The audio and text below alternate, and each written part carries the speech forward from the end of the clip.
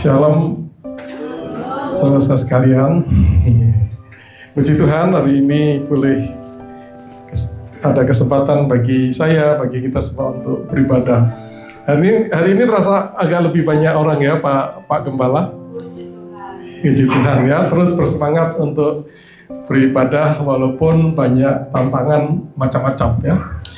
Jadi hari ini kita akan merenungkan satu bagian firman Tuhan yang bertemakan hidup di dalam kasih.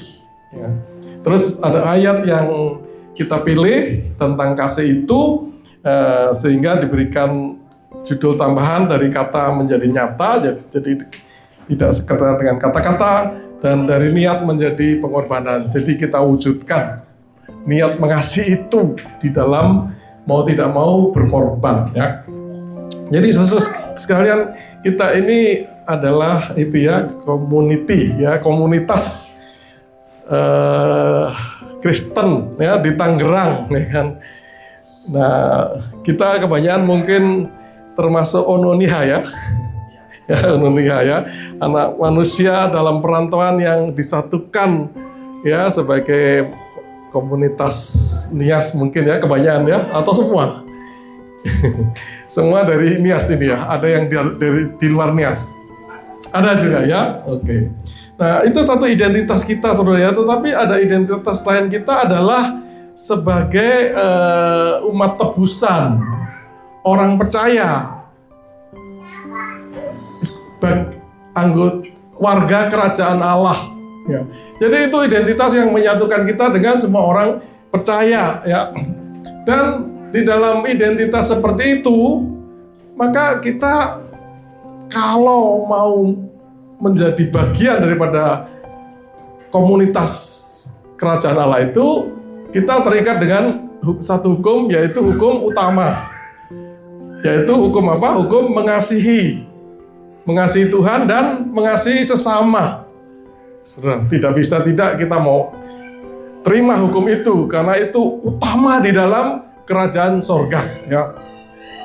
Dan saudara, hukum itu sudah begitu sering kita dengarkan, kita nyanyikan ya, kita baca di buku, bahkan di luar gereja pun banyak berbicara tentang kasih ya. Nah, tapi saudara, apakah kita mengerti arti kasih itu menurut Tuhan yang memberikan perintah itu kepada kita ya? Apakah kita mengerti? Kemudian apakah kita mempraktekkan? Dan apakah kita bertumbuh di dalam kasih itu? Tidak ada orang yang kasihnya sempurna, ya. Tidak ada yang sempurna. Karena itu firman Tuhan menghendaki kita terus bertumbuh di dalam kasih karunia dan di dalam pengenalan kepada Tuhan kita. Nah itu saudara ya. Karena itu kita perlu dari waktu ke waktu terus belajar ya tentang kasih ini. Ya, saya kasih contoh saudara ya, satu definisi kasih di 1 Korintus 13 ya. 1 Korintus 13. Ya, jadi saudara di definisi arti daripada kasih ya, bukan sekedar emosi ya, bukan sekedar merasa mengasihi ya, tetapi ada definisi yang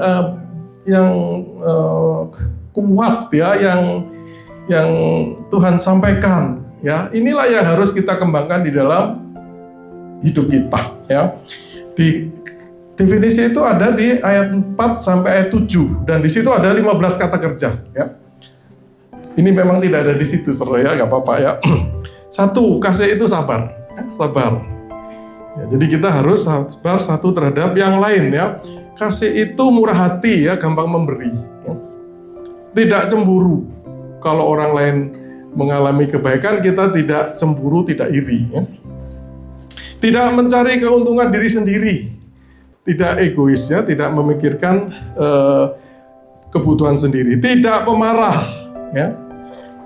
Tidak menyimpan kesalahan orang lain. Kalau orang lain salah, kita tidak ingat-ingat saudara ya. Kemudian tidak bersukacita karena ketidakadilan. Jadi kalau ada ketidakadilan, kita susah, kita sedih ya. Tidak bersukacita karena bersukacita karena kebenaran. Kebenaran, ini kita bersukacita. Menutupi segala sesuatu, ya. Jadi keburukan orang tidak kita besar-besarkan.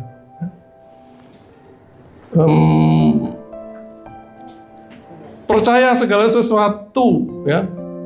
Kita percaya orang ini teman-teman kita ini punya potensi. Tadi yang baru lulus, ya, wah dia akan jadi orang yang dipakai Tuhan, ya, mungkin sebagai guru, ya, entah di mana, ya.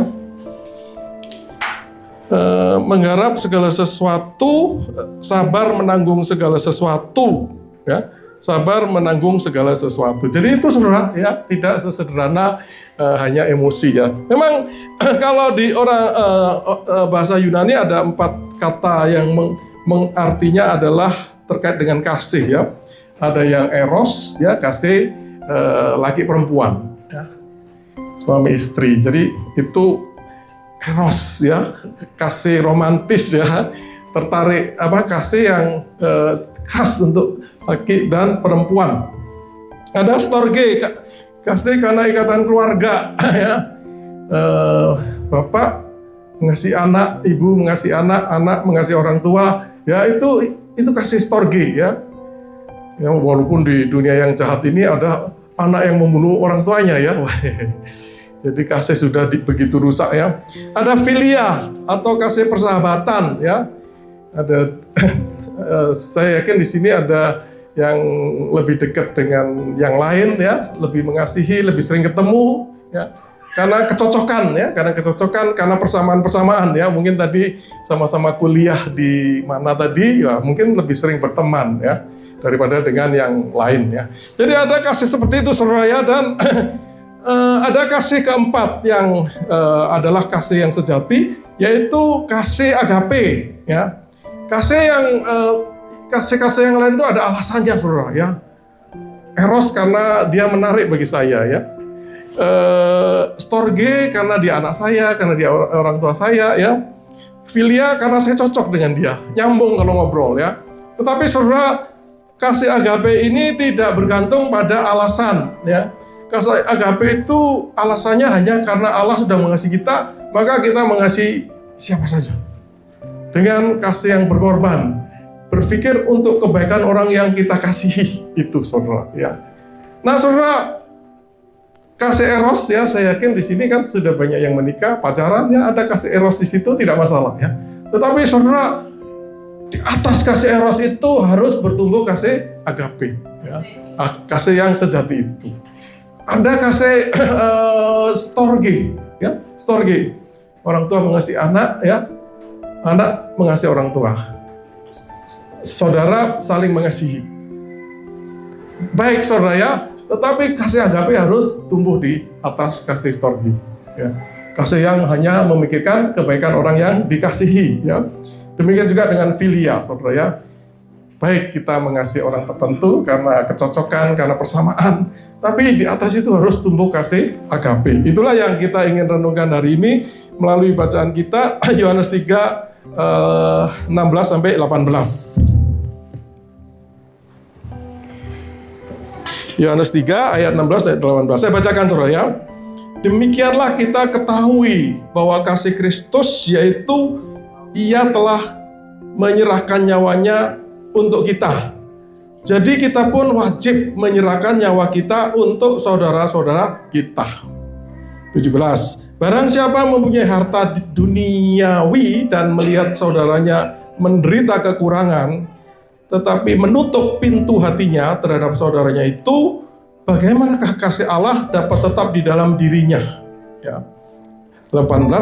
Anak-anakku, marilah kita mengasihi bukan dengan perkataan atau dengan lidah, tetapi dengan perbuatan dan dalam kebenaran. Demikian firman Tuhan yang berbahagia kalau kita membaca, merenungkan, melakukan dari dalam hidup kita, ya, dan mengalami berkat-berkatnya. Itu bacaan kita. Jadi surat ini ditulis oleh Yohanes ya, namanya juga 1 Yohanes ya. Nah, saudara, Yohanes ini punya keunikan ya, yang membedakan dengan yang lain. Kalau Petrus itu orangnya semacam berapi-api begitu ya, sangat emosional, berapi-api dan cepat bertindak gitu ya. Nah, ada Rasul Paulus ya, yang sangat pandai di dalam pengetahuan teologi ya, paling banyak menulis di Alkitab ya, macam-macam kitab ya, termasuk 1 Korintus 13 tadi ya, itu yang nulis juga Paulus. Tapi ini saudara ya, Yohanes ini disebut dengan rasul kasih ya. Dulu dia itu orangnya keras juga ya, saudara ingat ya, satu kali dia bilang, Tuhan, engkau mau saya minta api surga untuk membakar orang-orang ini gitu saudara. Pernah juga dia bersama dengan Yakobus minta kepada Yesus, saya nanti tempatkan di kiri dan kanan tahtamu nanti di surga. Jadi orang yang seperti itu saudara, yang sangat ambisi itu, kemudian setelah ya mengalami kehidupan bersama dengan Tuhan, hadir Roh Kudus, dia kemudian menjadi orang yang penuh kasih dan dikenal sebagai rasul kasih. Itu saudara ya. Jadi kita juga bisa bertumbuh seperti itu saudara. Ya, sekarang karena itu kita harus terus bertumbuh, belajar, bertumbuh, melakukan dan bertumbuh semakin hari semakin mengasihi. Karena itu hukum kerajaan surga saudara ya. Di surga kalau saudara menolak kasih ya, maka saudara tempatnya nggak bisa di surga ya, karena di surga itu harus saling mengasihi ya. Kalau saudara di sini bermusuhan, tidak mau mengampuni ya, nah itu saudara nggak bisa ada tempat di surga, karena di surga itu harus semua saling mengampuni, saling mengasihi, tidak ada lagi musuh di sana saudara ya, gitu. Jadi belajarlah saling mengasihi di sini, saling mengampuni di sini ya, supaya saudara siap masuk ke surga. Amin. Amin ya. Nah, jadi saudara, dia ini adalah satu-satunya yang tidak mati syahid ya. Pada masa tuanya dia banyak menulis surat. Salah satu surat ini kemungkinan dari kota Efesus ya. Dan dia adalah saksi yang terakhir hidup yang pernah dekat dengan Yesus, pernah melihat Yesus, saudara ya, pernah melihat Yesus ya. Nah, pada saat itu terjadi krisis, banyak guru-guru palsu, saudara ya. Makanya harus hati-hati di gereja kita juga jangan sampai diundang atau timbul guru-guru palsu. Ya, Nah, guru-guru ini mengajarkan, saudara ya, bahwa mereka itu memiliki pengetahuan khusus yang membuat mereka sangat dekat dengan Tuhan. Dan mereka mengatakan yang penting adalah roh-roh ya, fisik itu tidak penting ya. Nah, saudara, ini ajaran yang salah. Jadi ya, ibadah penting ya, bekerja tidak penting. Saudara, Alkitab mengatakan bahwa apapun yang kita lakukan untuk Tuhan. Jadi apapun yang kita lakukan adalah ibadah kita, saudara. Nah, itu ya. Jadi saudara kerja dengan sepenuh hati untuk Tuhan, ya, sepertinya untuk manusia, sepertinya untuk perusahaan, tapi sebenarnya untuk Tuhan. Ya, lakukan yang terbaik, ya, itu saudara ya. Nah, karena itu saudara kasih, ya, itu tidak bisa hanya di dalam roh, ya. Kasih itu harus diwujudkan secara nyata, itu. Ya. Itu ajaran sesat waktu itu namanya gnostisisme itu merusak pemahaman kasih yang sejati ya, karena yang penting hanya rohnya ya, perbuatannya tidak penting. Padahal firman Tuhan mengatakan hari ini justru perbuatan itu menunjukkan apakah benar kita itu sungguh-sungguh mengasihi. Ya, itu latar belakangnya. Nah, jadi mari kita merenungkan firman Tuhan ini dengan 3 poin ya. Satu adalah standar kasih. Ya, standar kasih kita bisa lihat di ayat 16. Demikianlah kita ketahui bahwa kasih Kristus ya, ini standarnya saudara ya, yaitu bahwa Ia telah menyerahkan nyawanya untuk kita. Jadi kita pun wajib menyerahkan nyawa kita untuk saudara-saudara kita. Jadi inilah standar kasih itu ya, yaitu kasih Kristus yang ya standarnya itu memberikan, mengorbankan nyawanya untuk yang lain, saudara. Jadi standarnya ini sungguh sangat tinggi, saudara ya, seperti Kristus ya, yang memberikan nyawanya untuk kita. Ya. Kita pun dikatakan wajib, ya, kita pun wajib menyerahkan nyawa kita kepada sesama yang kita kasihi. Ya. Jadi menyerahkan itu bentuknya itu harus sama seperti yang Yesus sudah lakukan, gitu, saudara. Jadi inilah standar kasih kita itu. Jadi sungguh sangat tinggi, ya. Sungguh kita itu akan berjuang terus di dalam kehidupan ini untuk hidup sesuai dengan standar ini. Kayaknya susah amin, saudara ya. Harus amin tapi susah amin, saudara ya. Nah, saudara, kita ini jarang lah ya diminta untuk memberikan nyawanya sampai kita harus kehilangan nyawa ya. Tapi saudara, kita harus memberikan ya bagian dari nyawa kita itu seperti Yesus telah memberikan nyawanya ya.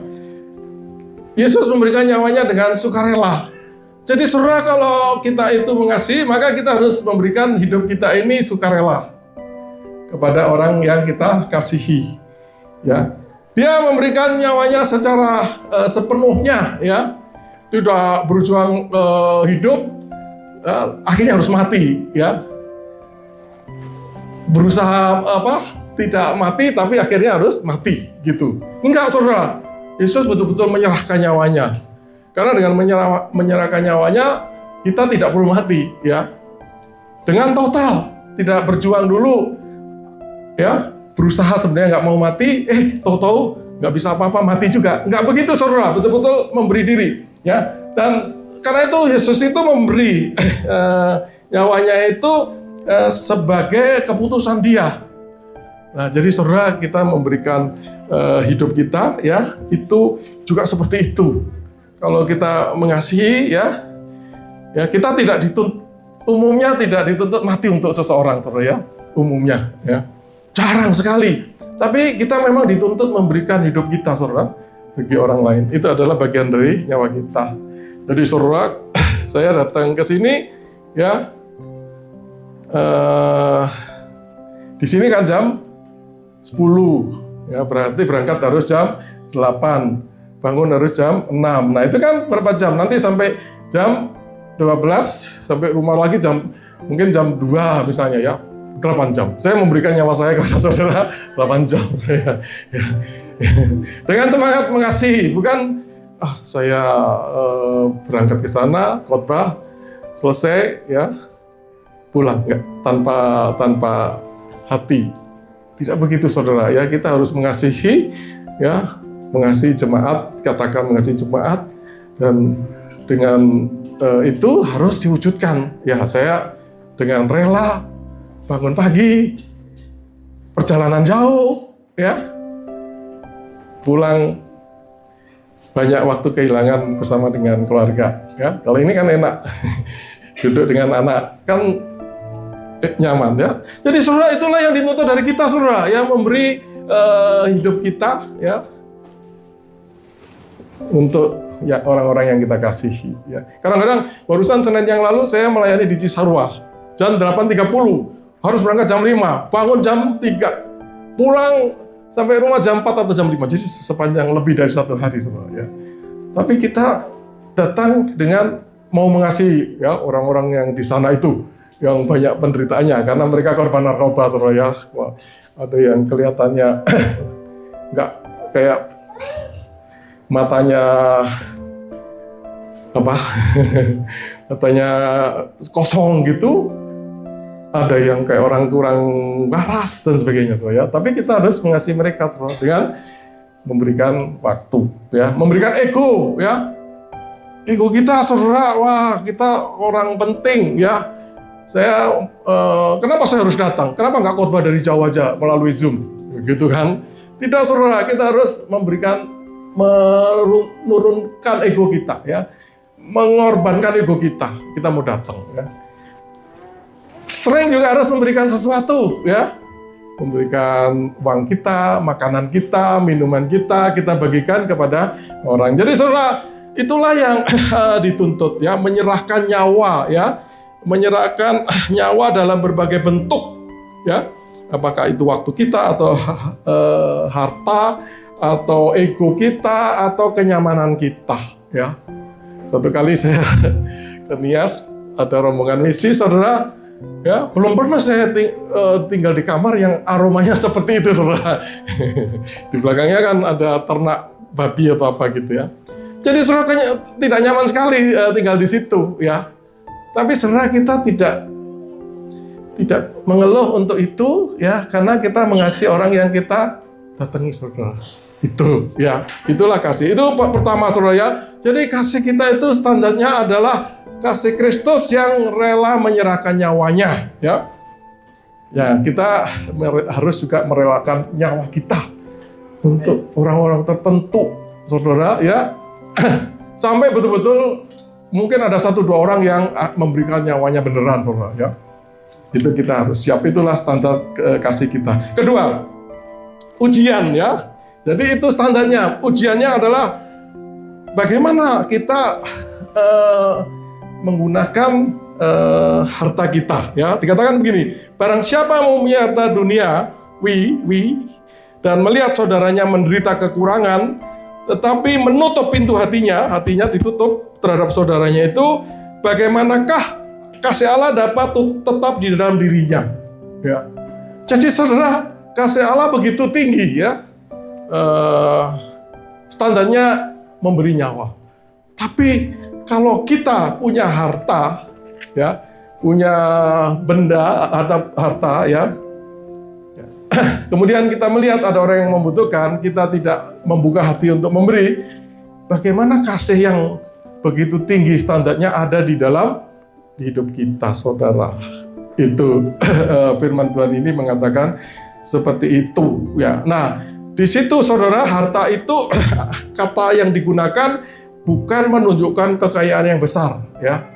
Bukan punya mobil, punya rumah dan sebagainya, tetapi punya sesuatu untuk mendukung kehidupannya, ya. Makanan, minuman, ya. Jadi tidak menunggu mewah dulu, memiliki kemewahan dulu, engkau bisa mengasihi dengan nyata, ya. Ya, tapi kita bisa menunjukkan kasih kita, ya, sejauh kita punya sesuatu untuk mendukung kehidupan saya sendiri, ya. Dan membagikan itu kepada orang yang membutuhkan, ya. Jadi saudara, janganlah berpikir mengorbankan nyawa, ya. Jangan tunggu kesempatan mengorbankan nyawa. Kemungkinan tidak akan pernah terjadi, ya. Kamu harus mati untuk seseorang, ya, untuk negara. Kemungkinan tidak pernah, saudara, ya. Barusan ada yang mati juga, saudara, ya. Itu ditembak oleh OPM itu, ya. Itu ternyata seumuran anak saya, ya, karena mereka sekelas dengan anak saya, ya. Anak penabur itu anak Kristen, ya. Saudara, ada 1-2 yang seperti itu, saudara, ya. Harus mengorbankan nyawa untuk negara.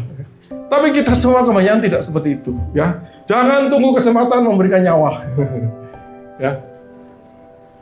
Pikirkan apa yang ada di tangan, dan nanti lihat kesempatan-kesempatan untuk mengasihi orang dengan apa yang ada di tangan kita. Itulah ujian daripada kasih itu, saudara, ya.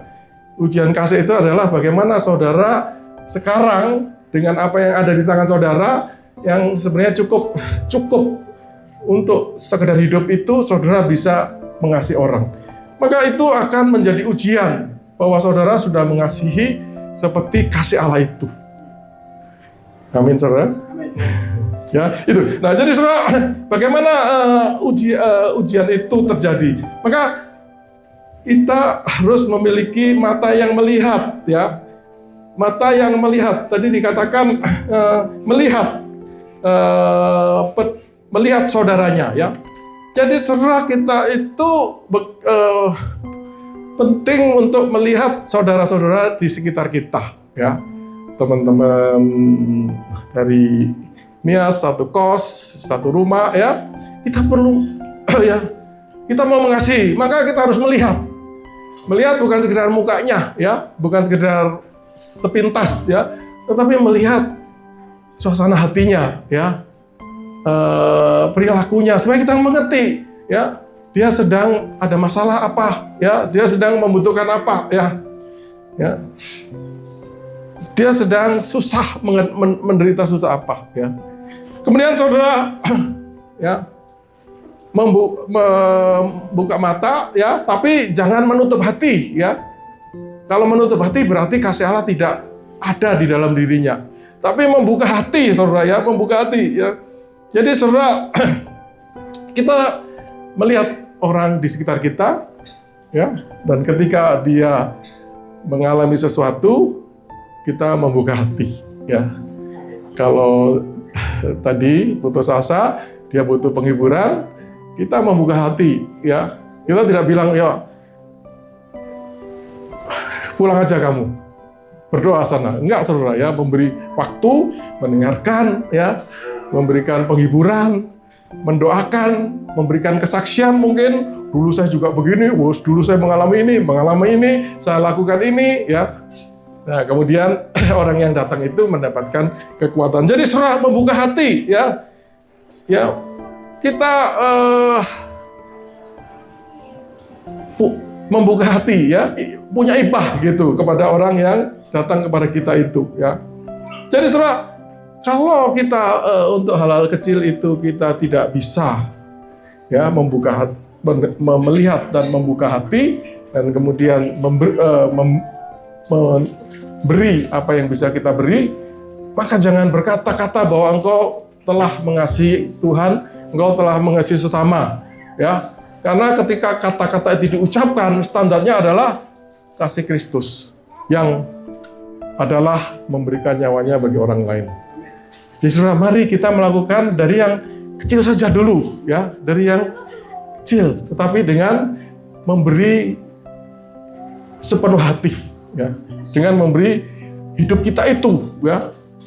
Kita waktu mendengarkan seseorang itu, mari kita fokus kepada dia, ya, memberi waktu kita itu loh, ya. Ya, jangan sampai kita sambil mendengar sambil pegang handphone, saudara, ya, tidak sepenuh hati, ya. Kamu ada apa? Sambil terus saja sibuk dengan handphone saudara, itu tidak memberi hidup saudara, ya.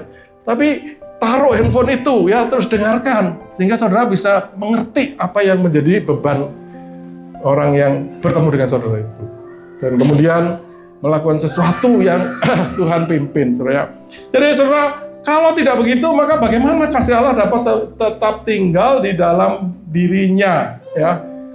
Kasih Allah tidak bisa hadir di dalam hidup orang seperti itu, ya, kalau dia menutup diri, saudara, ya. Nah, jadi saudara, ketika kita itu tidak melewati ujian ini, ya, berarti kasih Allah tidak ada di dalam diri kita. Saudara, kalau kasih Allah tidak ada di dalam diri kita, maka saudara, kita itu hubungan dengan Allah juga kemudian menjadi terasa hambar, ya.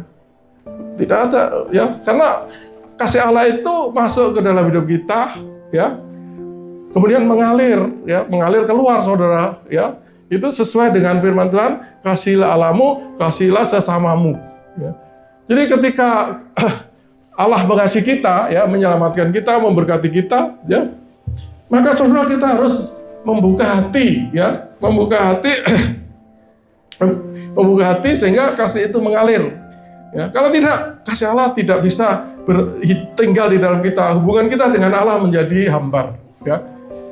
Tidak ada keintiman, tidak ada semangat di dalam hubungan kita dengan Tuhan, ya.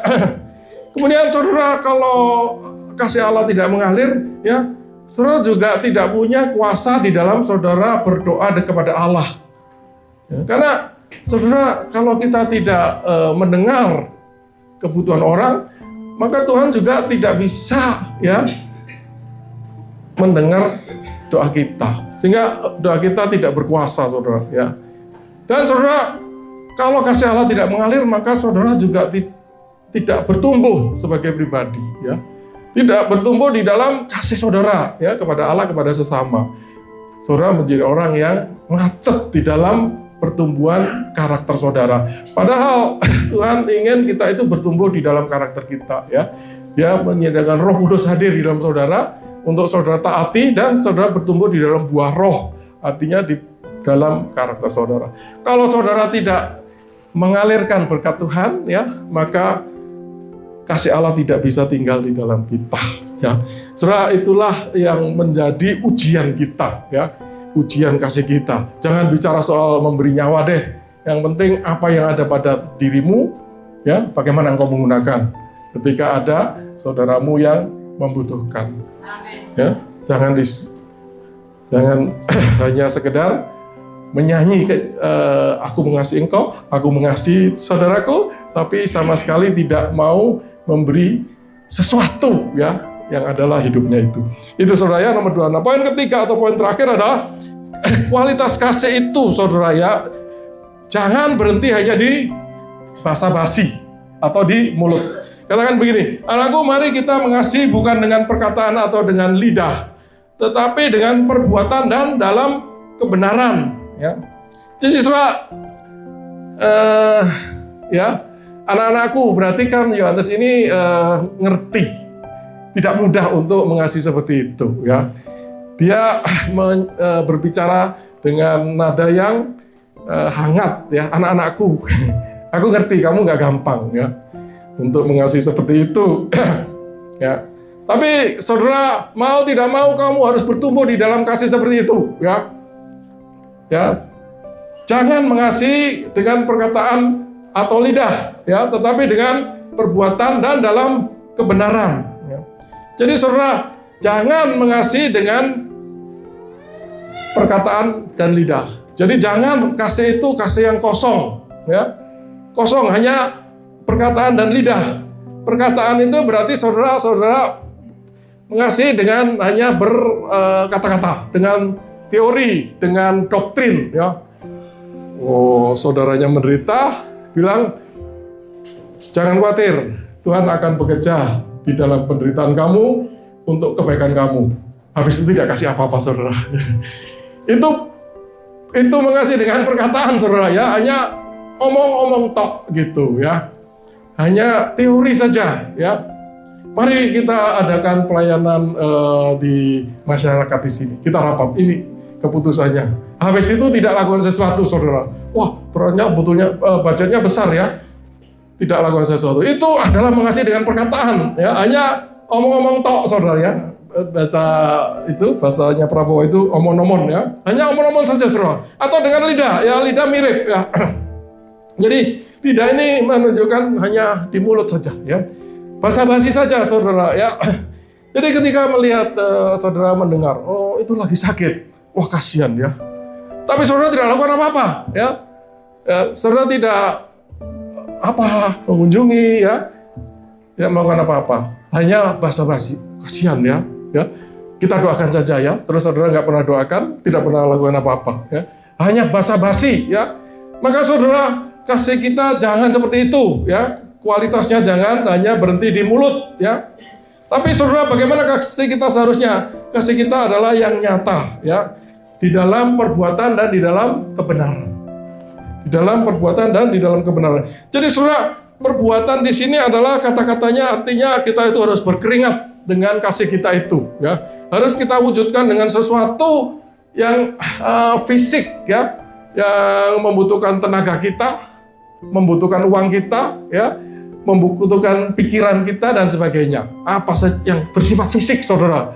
Tidak bisa sekedar berupa kata-kata, ya, tetapi perbuatan, ya, sesuatu yang kita lakukan, yang kita korbankan untuk orang yang kita kasihi. Amin, saudara. Ya, jadi kalau ada temannya yang saudara mau mengasihi, wujudkan sesuatu, saudara, ya. Uang saudara, waktu saudara, ya, sesuatu yang fisik, saudara, ya. Jangan hanya dengan pikiran, ya, atau dengan perasaan saja, ya. Tapi dengan sesuatu yang nyata, ya, dengan perbuatan dan di dalam kebenaran, ya. Jadi saudara, kita mengasihi orang dengan kebenaran, ya. Jadi kebenaran itu bisa kebenaran firman ini, ya, Jadi kita mengasihi jangan sampai salah-salah, ya. Jadi ya dia misalnya kecapek ya, kerja capek, waduh sudah hari ini kita nggak usah beribadah, misalnya begitu. Saudara kalau mengasihi dia tidak, oh ya nikmati istirahatmu, nggak begitu saudara ya, karena kebenaran menuntut kita itu beribadah kepada Tuhan ya. Jadi saudara mengasihi dengan kebenaran, karena itu saudara menyampaikan bahwa kita penting, walaupun capek kita datang beribadah ya. Karena ini yang Tuhan kehendaki ya, kebenarannya seperti itu saudara ya. Jadi saudara jangan sampai kita mengasihi di luar kebenaran ya, di luar kebenaran. Saudara, kebenaran juga berarti kasih itu adalah kasih yang tulus ya. Jadi kalau saudara berkata sesuatu, saudara mengatakan itu dengan hati ya, dengan kebenaran ya, bukan sekedar basa-basi tadi ya. Kalau saudara mengatakan kasihan ya, betul-betul hati saudara kasihan ya, dan kemudian lakukan sesuatu ya, tulus saudara ya. Tidak sekedar basa-basi ya. Dan saudara, kebenaran itu juga bisa berarti ini sesuai dengan apa yang dibutuhkan oleh orang itu ya. Ya, jadi apa yang dia butuhkan, maka itulah yang kita berikan saudara ya. Jadi saudara, kalau misalnya ya katakan seorang teman motornya rusak ya, kemudian dia terancam tidak bisa masuk kerja, kemudian gajinya dipotong.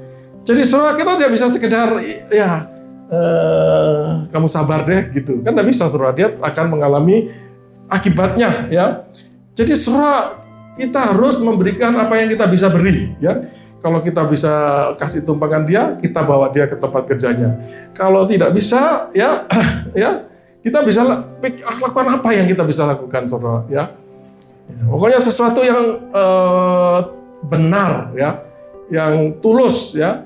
Mungkin dengan usaha saudara dia agak terlambat dikit, oke. Tetapi ya saudara tidak bilang, oh ya ini sudah kehendak Tuhan, kamu nggak usah kerja hari ini. Nggak bisa begitu saudara ya. Kita itu harus sesuai dengan kebenaran ya, sesuai dengan firman Tuhan, sesuai dengan hati kita tulus, dan satu lagi sesuai dengan kebutuhan. Jadi sebenarnya tidak berat saudara ya. Jadi mengasihi dengan standar Kristus itu sebenarnya tidak berat ya. Saudara tidak perlu, oh ya saya akan memberikan nyawa untuk kamu. Kan tidak perlu, yang penting dia bisa berangkat kerja saudara ya. Itu ya. Jadi jangan sampai kasih kita itu kosong ya. Tapi mari kita wujudkan dalam kasih yang nyata dan didukung dengan kebenaran. Itu saudara. Itulah renungan kita hari ini saudara ya. Jadi saudara, mari kita rangkum apa yang kita bicarakan ya. Jadi hidup di dalam kasih ini saudara tidak seperti yang ditunjukkan di film-film itu ya. Ya, atau film Korea itu yang jatuh, ditangkap, itu mengasihi. Nggak begitu saudara ya. Itu hanya bumbu-bumbu yang diciptakan oleh dunia untuk mengerti kasih, ternyata salah ya. Kasih itu bukan begitu ya. Kasih itu adalah sesuatu yang kita lakukan ya. Sedangkan nanti kalau kita ada perasaan itu ikut aja saudara ya. Kalau kita melakukan sesuatu kepada orang tertentu, biasanya perasaannya jadi ikut positif saudara ya. Tetapi yang penting keputusan kita untuk melakukan sesuatu dan perbuatan kita untuk melakukan sesuatu. Dan apa yang kita harus lakukan itu adalah daripada kita memikirkan kita itu kekurangan apa, tapi kita melihat kebutuhan orang itu apa gitu saudara ya. Jangan saya kurang ini akhirnya saya nggak bisa apa-apa gitu. Tapi saudara, kebutuhan orang ini apa dan apa yang bisa saya lakukan untuk orang kebutuhan itu dengan situasi saya gitu saudara ya. Nah jadi saudara, kita tidak perlu tunggu sukses, tunggu kaya ya untuk bisa mengasihi ya. Jadi di tengah perjuangan ini sesama anak Nias ini ya. Biasanya sih kalau masih muda-muda masih penuh penderitaan ya. Saya dulu juga pernah muda saudara ya. Pernah mengalami banyak susah duka ya. ya, pernah mau utang dan sebagainya, saudara ya, jangan utang ya. Tapi penderitaan masa muda, masa banyak. Nah, saudara, justru di dalam situasi seperti inilah kasih kita itu diuji ya. Diuji untuk apa, saudara? Untuk supaya bertumbuh ya. Kalau di dalam situasi yang pas-pasan begini, saudara tidak bisa tahan uji, saudara ya, itu sulit Tuhan memberikan lebih lagi ya. Karena saudara tidak lulus ujian ya. Jadi saudara nanti kalau harus diberkati lagi ya, kemudian saudara tidak bertumbuh di dalam kasih ya, maka saudara akan semakin jauh dengan Tuhan, saudara ya. Gitu. Tuhan ingin kita ini lulus ujian dari waktu ke waktu ya. Kemudian Tuhan memberkati ya, dan ketika diberkati kita bisa terus-menerus mewujudkan kasih itu ya, dengan semakin heran, semakin besar ya. Karena Tuhan melihat, oh ini lulus ya, tambahin lagi gitu, saudara ya. Jadi itu, bisa saja saudara kerja keras, saudara berhasil ya, tapi saudara tidak lulus ujian kasih itu ya. Sehingga saudara mungkin kaya, tetapi menjadi orang yang pelit, orang yang, dan akhirnya jauh dari Tuhan, saudara ya. Dan pada waktu saudara ketemu Tuhan nanti, ya kalau ketemu ya saudara tidak bisa diterima sebagai hamba yang baik dan setia, saudara ya. Atau nggak ketemu sama sekali, saudara. Ya, saudara nggak tahu pergi kemana lagi gitu. Jadi saudara, mari kita melakukan pada saat-saat sekarang aja, saudara. Ya, tidak perlu menunggu saudara sukses ya. Jadi saudara, Yesus itu mengasihi kita pada saat dia susah, saudara. Ya, pada saat dia di dunia, tidak di sorga. Sekarang di sorga, saudara ya, dia mendoakan kita, memberkati kita. Tapi dia sudah mengasihi kita waktu dia susah menjadi manusia, menderita ya, tidak pegang uangnya dipegang Yudas ya, dikorupsi oleh Yudas ya. Dia sudah mengasihi kita terus saja sampai mati di kayu salib. Jadi itu yang harus menjadi teladan kita ya. Jadi saudara, mari di komunitas seperti kita ini yang relatif muda, baru keluar dari pulau sana ya, penuh pergumulan, mari kita membangun komunitas yang saling mengasihi, saudara ya. Transform community church. Wah, ini bagus, saudara ya. Transform seperti apa? Transform dari egois menjadi komunitas yang saling mengasihi, saudara ya. Dengan kasih yang tidak kosong, tetapi kasih yang nyata ya. Agar apa? Agar kasih Allah itu tetap tinggal di dalam diri kita, saudara. Ya, sehingga kita itu merasakan ya, hubungan dengan Allah itu sungguh kita nikmati ya, dan kita mengalami pertumbuhan bersama dengan Dia ya, dan Tuhan bisa mengalirkan berkat-berkat lebih lagi kepada kita untuk kita gunakan mengasihi sesama kita itu apa yang kita bicarakan. Nah, saudara, sebagai aplikasi untuk melatih ya, agar kita tidak mengasihi berhenti di mulut ya, atau di kata-kata, mari kita melatih diri, saudara ya, untuk mengaktifkan yang di situ istilahnya radar kasih ke sekitar kita itu ya, yaitu orang-orang yang ada di lingkungan kita, saudara ya. Kalau di kos, saudara perhatikan teman-teman di kos ya, ya. Lihat dari wajahnya, dari perilakunya ya, ada kebutuhan apa ya yang kita bisa bantu sesuai dengan kondisi kita ya. Biasakan melihat orang di lingkungan kita, karena mengasihi adalah orang lain, saudara ya. Mengasihi Allah diwujudkan mengasihi dengan sesama, saudara ya. Ya, yang sudah punya suami, punya istri, ya lihat dulu lah suami istrinya. Ya, suamiku kok lagi mukanya kurang ini ya, kurang ceria. Nah, saudara tanya, ada apa? Ada pergumulan apa? Istrinya kok mukanya nggak happy. Tanya, ada apa? Nah, saudara, nanti dia bisa cerita dan mungkin saudara bisa lakukan sesuatu. Teman kos, ya, atasan, bawahan, ya.